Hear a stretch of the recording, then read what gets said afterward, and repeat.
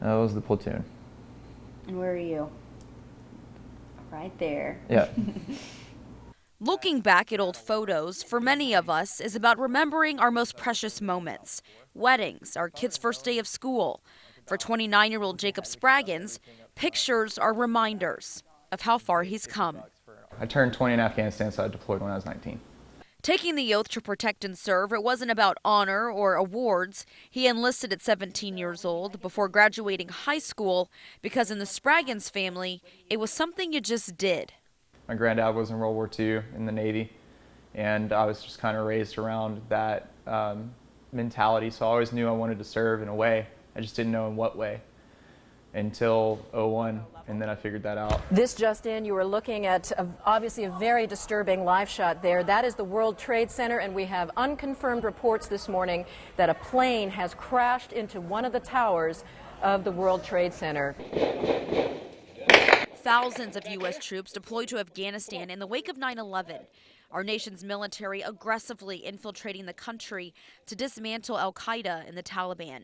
We had several missions where we were training with the ANA and going with the Afghani police and actively seeking out Taliban and trying to figure out where they were building bombs and stuff like that. That way the government could have stability in the area.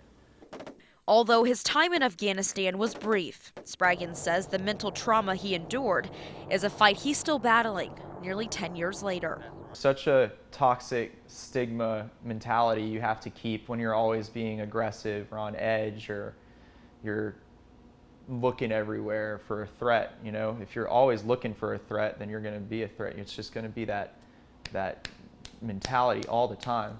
So if you can never get out of that, then how are you ever going to cope with whatever you went through before?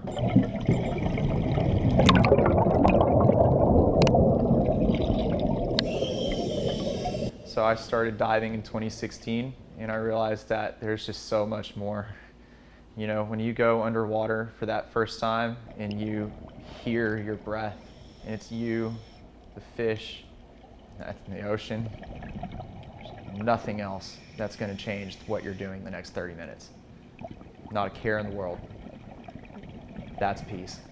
From diving and then becoming a diving instructor, to hiking some of the world's most beautiful national parks and mountains. So these come from caves.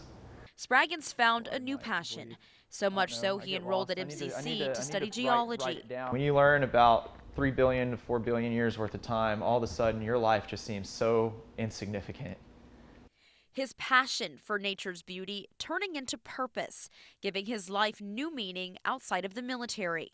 Personally, I found peace through servitude. For instance, when me and my daughter go out on the Brazos, it's awesome teaching the next generation what we have to do in order to stop the problems we're seeing. So we go out there and we do what we can, and we come back with bags and bags of trash or kayaks full of trash, and we help out where we can. But it's not really about diving or picking up trash. For vets like Spraggins struggling, it's about finding peace, something that helps you heal. Realizing that you can get away from these things and that there's a greater purpose and a greater life that you can find again. His life, a testament. From the pictures on the wall to the rocks, fossils, and artifacts taken from all of the beautiful places he's been. Reminders of how far he's come.